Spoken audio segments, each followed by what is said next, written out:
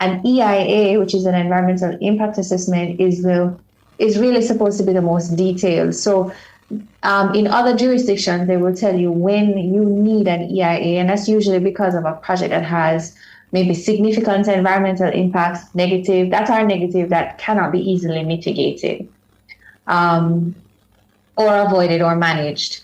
And so you do an EIA, which really is supposed to go through all of the potential impacts and how are you going to manage these things. Now, the other, so you can't usually, if a project doesn't require an EIA, you don't actually, you have to, you may not even hear about the project unless you see it in an announcement. And then the other thing is that you may not even be invited to a public consultation because only in EIAs do you really hear about, or you see that notice for on X date, there will be a public consultation in this location and the public is invited to attend. So we have these challenges where we don't have enough environmental information that's readily and proactively disseminated.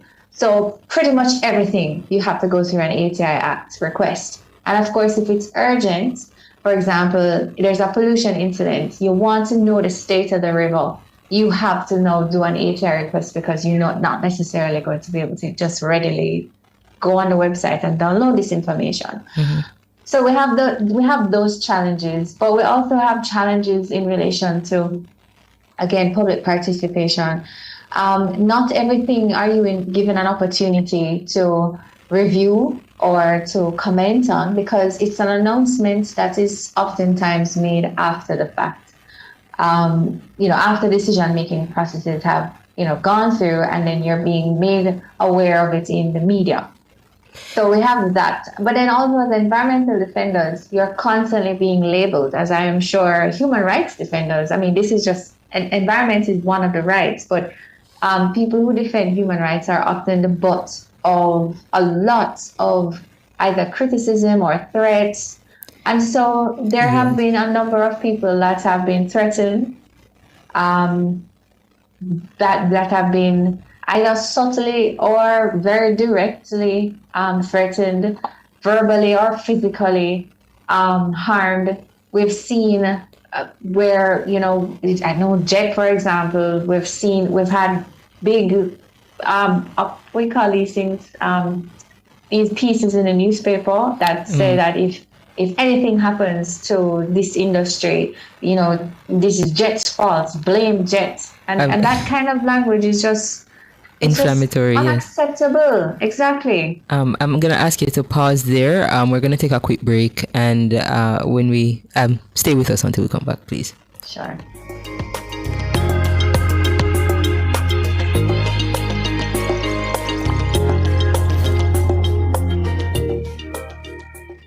Excerpt from Minister Desmond McKenzie's sectoral presentation. I am pleased to announce an additional 22,800 streetlights will be installed across the country over the next 2 years.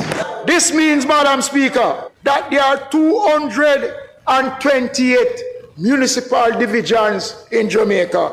Each of them will get 50 streetlights installed each year. The administration continues to champion a strong sense of civic and public pride. Excerpt from Minister Desmond McKenzie's sectoral presentation, brought to you by the Ministry of Local Government and Community Development. Tune in to Nationwide 90 FM on Tuesday, June 10 from 2 to 4 p.m. for the live sectoral presentation by the Minister of Health and Wellness, Dr. the Honorable Christopher Tufton. You can also view the presentation on Nationwide 90 FM's YouTube channel at Nationwide 90 FM Live 2. Tune in to Nationwide 90 FM on Tuesday, June 10 from 2 to 4 p.m. It's a live sectoral presentation by the Minister of Health and Wellness, Dr. the Honorable Christopher Tufton. All this and more only on Nationwide 90 FM. The new revolution in media. This broadcast is brought to you by the Ministry of Health and Wellness. Healthy people, healthy environment.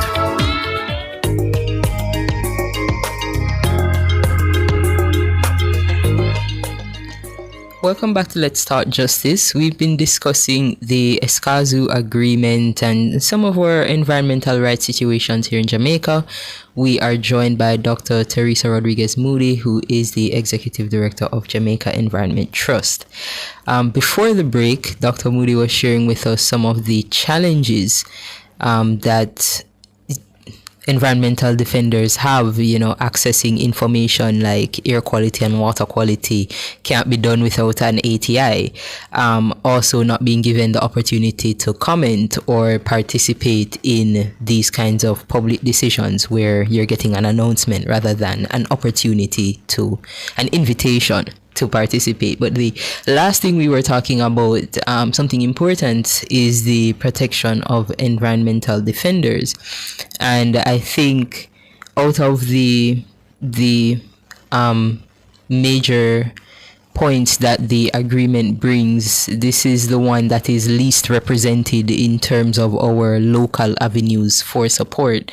I mean, when you experience something like what you described, kind of almost like a hit piece in the paper against environmental rights defender from someone in the industry, what can you do in response to that as things are currently? Yeah, I think that it's a challenge because even when you go to complain, let's say it was a threat that you received and you complained to the police. I've heard people who have gone to the police officers and gotten a response like, what am I supposed to do with this information? So a big part of the Escazú agreement it involves training.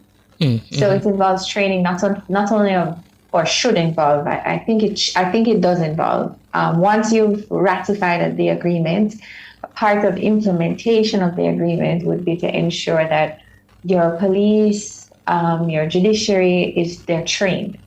They're trained in how to, first of all, to respect that environmental defenders are recognized in either in law or recognized as an important part of society, and you are trained in how to take these complaints, if they have received threats or. There are so many different ways in which people have been threatened. People have been warned. Mm-hmm. And we know of many people right across the island who will call Jet, who prefer to call Jet and say, listen, I can't even send you a picture because people might be able to link it to me and I don't want it to get back to me. Because of the concern, and a lot of that is related to things like illegal sand mining in the rivers. A lot of communities have seen it, but they're very concerned about how to report it as an issue. Mm-hmm. Burning, another one of those issues, not so much necessarily being concerned, but the fact that nobody takes any form of action, it seems, unless it becomes national news. So if you already have a challenge with getting your complaints heard for certain issues, then we know that we're going to need some significant improvement in terms of even complaints against or threats that environmental defenders face or experience. Yeah, I think I appreciate that example because I think a lot of people, when they hear about something like an international agreement or even a regional agreement, it still seems very far removed from their kind of daily lives, and that it may not really affect them whether we have it in place or not. But I think we have to always remember that the environment is kind of the one universal thing that will affect everyone. And so efforts towards protecting it will affect everyone as well. I wanted to ask you, we discussed some of the benefits of the agreement in terms of addressing these gaps, and Jamaica was one of the earlier signatories to it. We've signed it since September of 2019, and I think the agreement itself was finalized the year before that. So what's the hold up? Why haven't we ratified it as yet? Well, we have been told, and I think it was in the minister's sectoral presentation in May, he mentioned the Escazú agreement, but also indicated that the ATI Act needed to be amended first. Because right now, as you can see, the ATI Act has to, I think the Escazú agreement, sorry, you have to have either, your local law has to either be better or equivalent to what they have indicated about access to information. So right now, because we are longer than the 45 days in total, we would have to amend our ATI Act. But we also would need to be looking at our public participation as well. So essentially, while we're a signatory, it means that we signal our intent to sign. But in law, you also need to have things in law to support implementation. But also, it doesn't mean that by ratifying this agreement, we're going to sort out all of our issues, because the road to implementation can be long. Again, you have to put resources in place to get these things done. And if we're not putting the resources in place, then that would be a challenge. I mean, I want to be hopeful, but I have seen examples where we've taken a long time to get certain things done. So again, the ATI Act, it's been on the books for revision for many years. Yes. We've been in multiple meetings to discuss this, and we just have not gotten any closer to it. EIA regulations, it's been in the Open Governance Partnership Action Plan to be done. And in the first action plan, which has now since expired, the reasoning for not getting it done was because we didn't have enough resources. It's back on the agenda for the second action plan. And my fear is, again, we might see, we haven't put enough resources in place to get these things done. So a lot of it has to move beyond words, and it really has to you have to put the resources in place to get some of these things done, because it's not just about signing a document. There are things in law that have to be in place to support it. Right. Thank you for that. I'm just a little bit, I don't understand, I guess, because for example, our ATI Act, I know we have a Joint Select Committee report for this act it was already reviewed, and there would have been a report from 2011. I can imagine what would be necessary may not even be a new review, but a review of that report in terms of our obligations and making those amendments. I feel like it's something that could be done a lot faster than we're seeing it happen. But I wanted to ask you a little bit about the ATI process.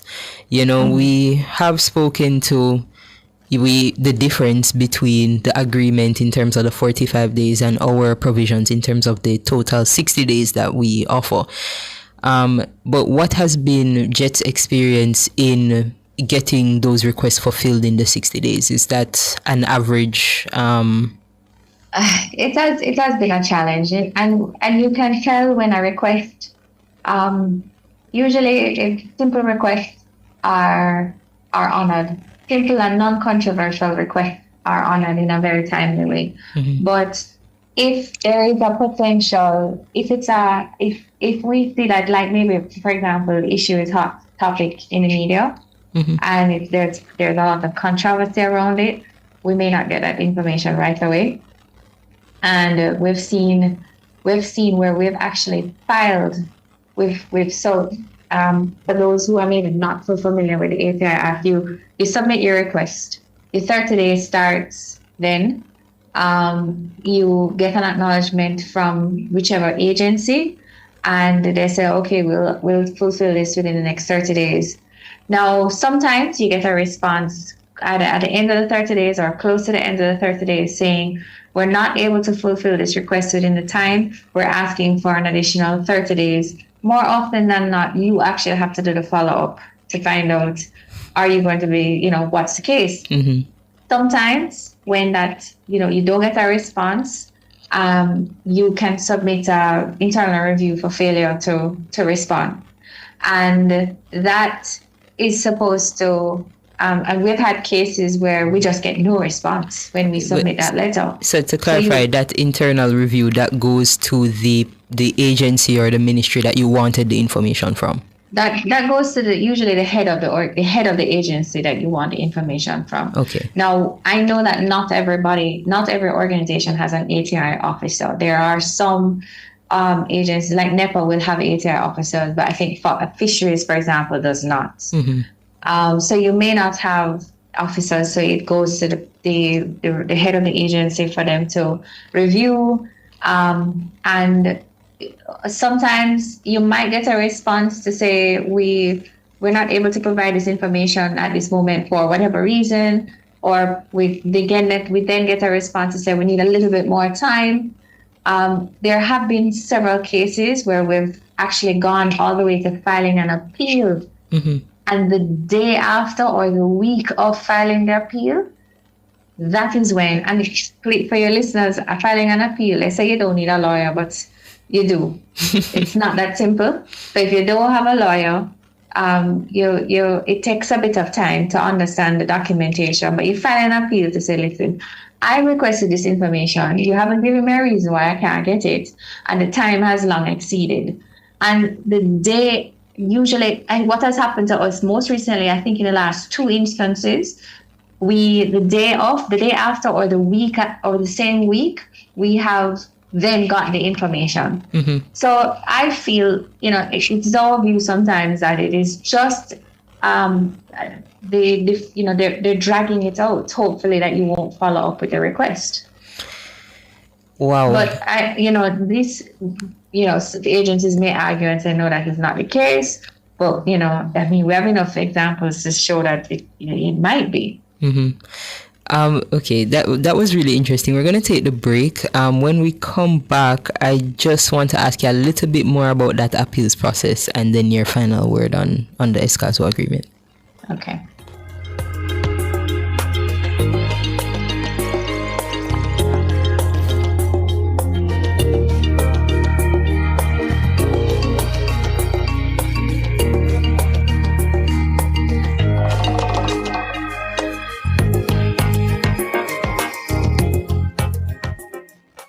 At the Jamaica Customs Agency, we care for our employees, customers, stakeholders, citizens, and our country. Customs cares. The temperature by the Jamaica Customs Agency is 31 degrees Celsius in Kingston, 33 degrees Celsius in Montego Bay.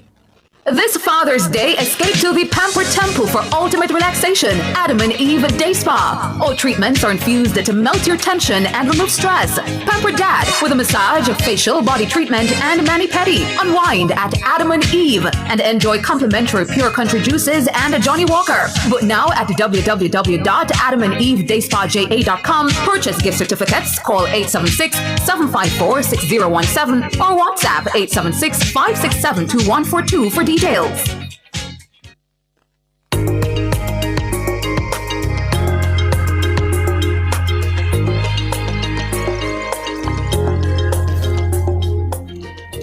Welcome back to Let's Talk Justice. We have been discussing the Escazú agreement and, essentially by proxy, some access to information discussion has happened as well. We are joined by Dr. Teresa Rodriguez Moody, who is the Executive Director of the Jamaica Environment Trust. Earlier, Dr. Moody was giving us just an example of how difficult it can be to get access to certain information. And she spoke to the appeals process. Just to clarify for the listeners, the appeals process we're discussing is through the Access to Information Tribunal that is constituted under the Access to Information Act. So not necessarily a court appeal, but still a quasi-judicial appeals process, right? So Dr. Moody, I wanted to ask, because I'm really looking at timelines here. One of the things that you emphasized when you spoke to what the agreement offers is information in a timely manner, right? And if we're looking at this appeal, just to clarify firstly, is it necessary for us to do the internal review before we get to appeal? Usually. we normally do it. I think you're required to do it, but we normally do it. At least that way we can say that we've exhausted all methods before going this route. Right. So I'm looking at, okay, we've seen 60 days that we've waited before we submit this internal review. How long after you submit an internal review do you give it before you make an appeal? You have to do it in a specific time frame to, the appeal has to be filed. Correct me if I'm wrong. Is that within another 60 days or is that 30 days? I believe it's 30 days. Yes. Yes. Okay. I couldn't remember, but it's a specific time frame. So you have to get that done and submit that. You have to print a couple copies and get that delivered. But that doesn't mean that your appeal is going to be heard in the next 30 days, for example. You could get a date a year later. And months later. And so in all this time, you do not have access to that information. In all this time, you do not. So imagine if it's a matter of urgency in relation to a matter that, let's look at Rio Cobra. Rio Cobra, the pollution in Rio Cobra, consistent pollution in Rio Cobra, especially over the most recent years. And let's say you, the community, want to take action, but of course, you need to ensure that you have all the information and the facts before you to decide what's the best method to go forward. You have to get it because you don't have any other where to get it. You have to get it from the agencies, but they don't want to necessarily give you everything, or they give you some of it, but it's not enough. And again, what I hadn't mentioned, is that if you don't word your access to information correctly, request correctly, this is also a challenge. And we have had to find ways. So let's say we've seen it where the document has been referred to in a news article, in a press release or whatever. It's referred to by the agency. We've gone back and requested it. And we've also been told, I'm sorry, but this doesn't exist. But if you don't refer to it in the right way, let's say the document is report, or it's called let's say it's called a report. I've seen instances where because we don't use the right wording on the document, they said that we don't have it. Wow. Okay. That is not, in my view, that is not an organization that is interested in transparency. Right. Yeah, I can completely agree with that, because it seems like we're using kind of pedantics to get around actually fulfilling the access to information request. So, we're talking about the Escazú agreement and we're discussing these challenges that we've seen with the way our provisions are in access to information now. Is it that the Escazú agreement has anything more specific than the time frame and the necessity for public participation, etc.? And then we would just be guided as to how we would put those things in place. What kind of specifics does it speak to? In terms of, if you have this nice little document that they've given you, it has 26 articles, and it talks about from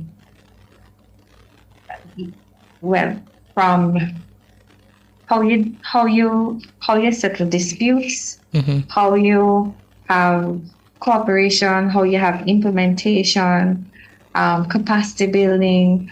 So it talks about a number of things. But when the other part of after you implement, or if you are after you ratify, the other part that is important is there has to be like a complaints mechanism as well, because you know that there are many treaties and conventions that different countries will sign but don't actually do what they said that they would do. Right. And so there has to be room for complaints, whether it is against the state for not fulfilling aspects or, fulfilling the Escazú agreement. But the thing is also, importantly, that if there is an issue that comes up, the Escazú agreement can be used, and you want to maybe say take the matter to the courts. a country has ratified the Escazú Agreement, because it speaks to these issues.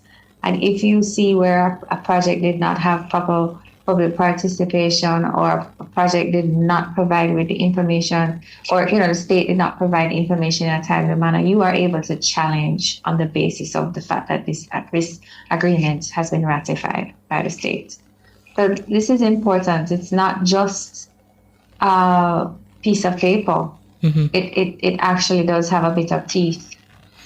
Right, yeah, because I see now that it's giving us a bit of additional accountability mechanisms where the environment is concerned.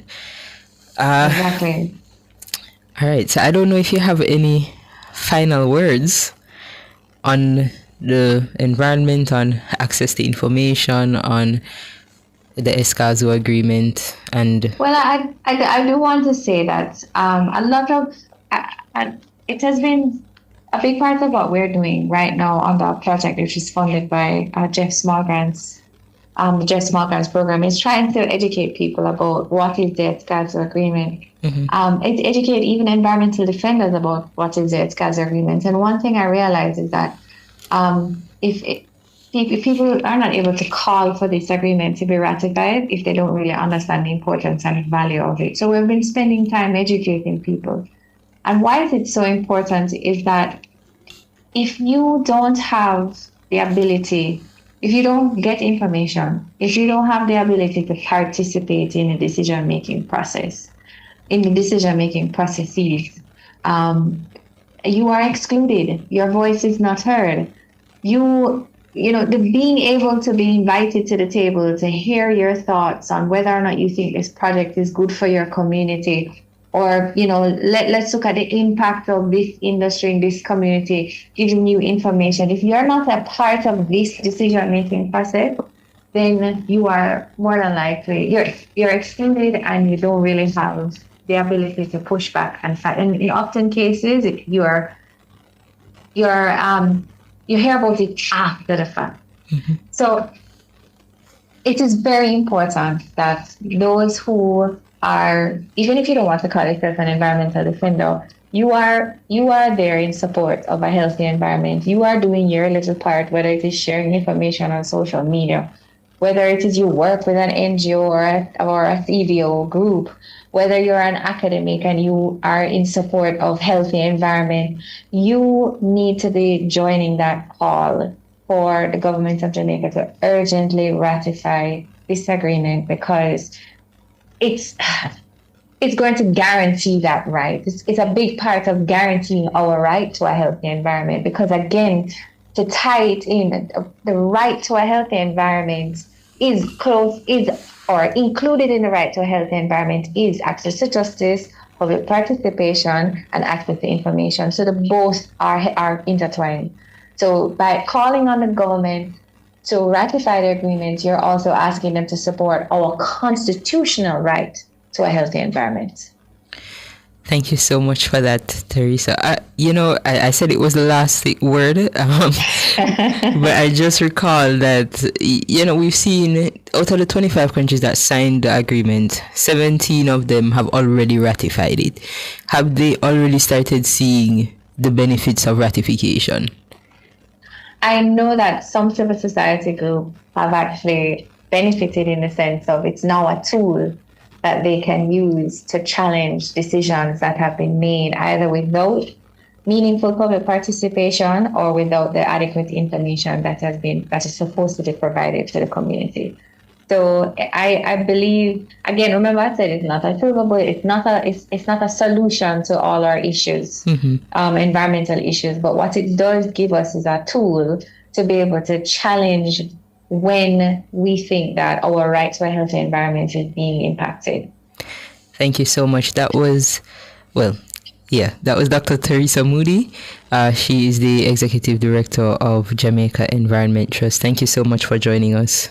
And thank you so much for having me. All right. So I think we've all learned quite a bit about the Escazú Agreement, about our environmental protections and where we are in terms of our public participation currently. Lots of things to improve, yes? But we I see that we had some technical challenges earlier in the show, and so we were not able to properly share our trivia and did you know with our YouTube listeners. But just to say that our did you know came from our constitution this week, and it spoke to your right to a healthy and productive environment. That was the major topic today, right? And it says at section 13.3L that all Jamaicans have the right to enjoy a healthy and productive environment free from the threat of injury or damage from environmental abuse and degradation of ecological heritage. And then we had a trivia question for today. So again, we are not seeing our usual trivia answers due to our technical challenges, but our trivia question for today was which year was Jamaica's Access to Information Act passed? Now that is not enacted, that is passed, right? So you can give us your answer in the YouTube chat, you can respond on our Instagram, or you can respond via WhatsApp at 239-7583. So we, as I said, just before Teresa left, in the Caribbean we've seen 17 countries already out of the 25 that have signed, the 25 including Jamaica, that have signed, have ratified the Escazú agreement already. And some of those countries have seen some of these benefits. We know that Antigua and Barbuda, Argentina, Belize, I know in particular Belize, where they have lots of climate activists, they have been using their increased access to information to be able to challenge some of these state decisions that negatively impact the environment. So it's an important thing for us to be considering here. It's something that, as Teresa said, is back on our open government partnership agenda, and therefore something that we need to be monitoring clearly for accountability with the state, right? So stay tuned. I'm sure it's something that will come back up on Let's Start Justice in the future, but we'll take the break now.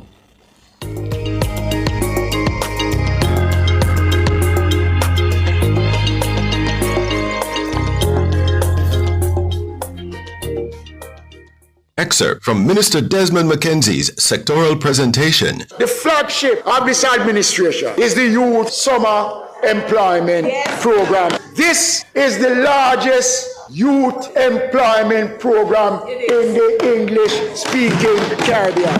Last year, we improved the program to 10,000. This year, Madam Speaker, we will remain the same. But the economy is good. Yes. So the minimum wage has been increased. And so we are moving the weekly salary to 17,000 a week for 4 weeks. Excerpt from Minister Desmond Mackenzie's sectoral presentation, brought to you by the Ministry of Local Government and Community Development.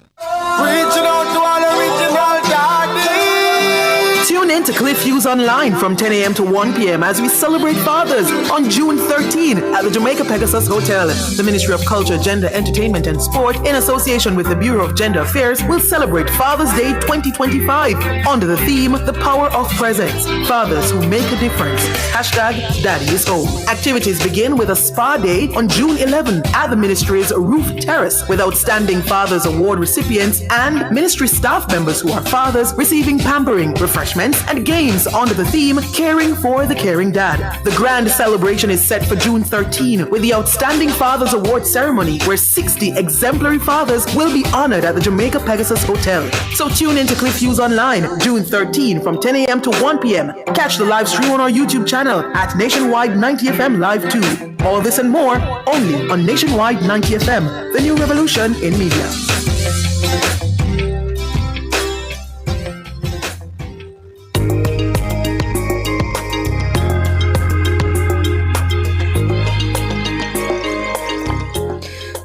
Welcome back to Let's Start Justice. We were discussing the Escazú agreement and we were joined by Dr. Teresa Rodriguez Moody.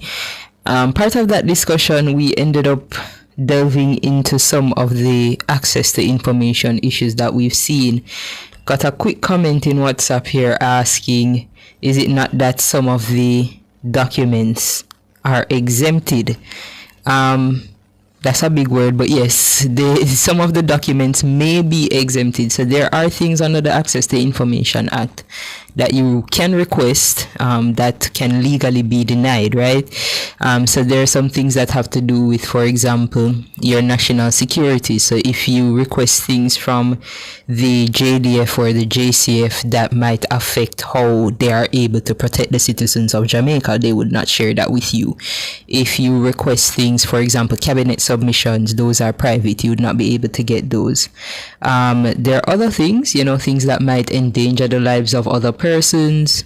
If it is a part of legal professional privilege, so meaning it's documents between yourself and your attorney, then those things would not be made public. Of course, there are some things too that we wouldn't often think about. So for example, certain taxes, duties, rates, we might not be able to get those. Information about heritage sites and that kind of thing, cultural and economic heritage sites, we might not be able to get those. Now, Teresa spoke to something very important, and that is the appeals process, right? And she spoke to the two levels of that, where you go through the internal review and then you go through a appeal, right? So the internal review would be you reaching out to the agency, to the ministry, or to the head of that agency or ministry, I should clarify.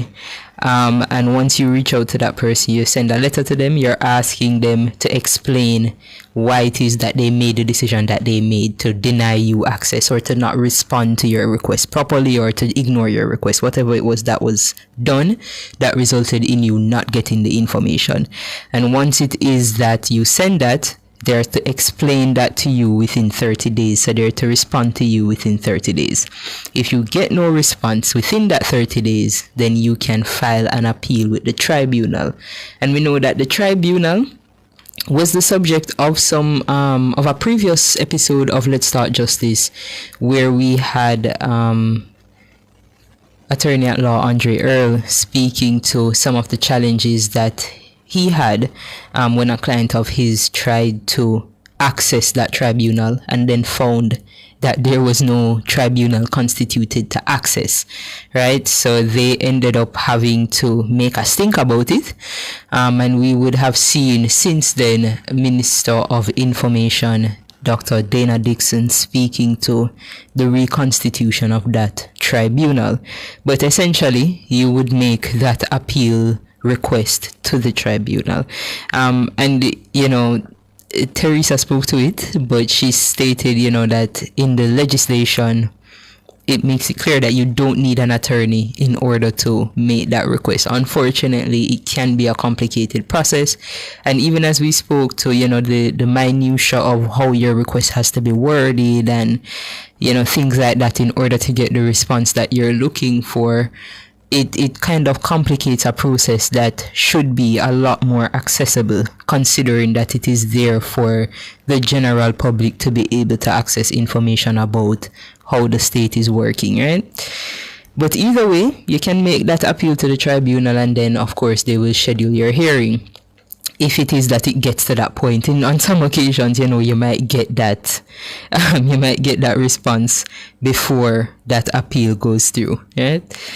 But I think it is important that as citizens, we understand our Access to Information Act and that we actually utilize it. I think we have such good provisions in law that allow us to do a lot more than we think and allow us to access a lot more than we think. If you wanted to know about spending in your community, if you wanted to know about programs, if you wanted to know about policies, those are things that you can request even from your municipal corporation. All of the municipal corporations have at least one person who is tasked with responding to these kinds of requests, right? All of our state agencies have at least one person, even if it is the director of that agency, or ministries have one person. And also there are companies where if that company has a 50% or more share by the state in it, then you can also access information from those entities as well, right? So it is something that reaches widely, and while we continue to advocate for it to be assessed legislatively, for us to update it, for us to improve the timelines, for us to look at some of the challenges that people are having when they do utilize the legislation and seek to resolve some of those challenges in Parliament, we still encourage persons to continue to use the legislation and to get that information that is their right to get, right? All right. So we've had a full episode of public education. I don't see a response to our trivia question as yet. I am still checking through. Oh, never mind. There is a response to our trivia question. Right. So we do have a winner. It's Kimmy Possible is the winner of our trivia this week via Instagram.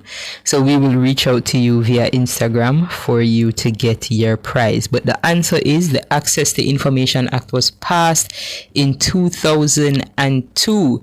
While I was speaking with Teresa, I spoke to a review. That review was done, I believe, in 2009, and we saw a report coming out of Parliament in 2011. But since then, the Act has not seen its update, right? We also saw another report coming out of Parliament recently. We saw the Joint Select Committee's report that reviewed the job descriptions for parliamentarians. Yes, that was interesting. We saw an editorial. I saw an editorial in the Gleaner regarding it. And this is my personal now. I agree with a lot of what's in that editorial. I think we could have done a bit more in terms of what is in that report. But yes, so that report was tabled in the past week, right? All right. So we're at the end of our show. We spoke to the Escazú agreement this week. We spoke to access to information, and we spoke to our environmental rights. I'm seeing one of our YouTube commenters coming in late with the response. Unfortunately, we already got that answer on Instagram, but yes, it was passed in 2002. So I want to thank you all so much for joining us online, on Radioland, and on JFJ's YouTube channel. We will be back next week with Let's Start Justice. I am Jade Williams, Policy Research and Advocacy Manager at Jamaicans for Justice. Have a good day. Jamaicans for Justice, the people's champion. Justice, justice for all. Justice under the law. Justice, Jamaica demand. Right to life, right to liberty. Out of many we are one in a Jamaica. Make it a better place for the boys and girls. Created equal by the creator. For equal rights and opportunities. No to unlawful detention and police brutalization. Class, gender, race or religion. We not tolerate discrimination. To join the fight against injustice, contact us at 755-4524 or Jamaicans4Justice.org. The people's champion. Tune in to Nationwide 90 FM, the new revolution in media. Stay ahead of the curve with our cutting-edge reporting and accurate breaking news coverage. We're having an earthquake. Oh, God. Hear it here first on Nationwide 90 FM. Tune in, turn up the volume, and listen. We bring a mix of news, entertainment, and sports.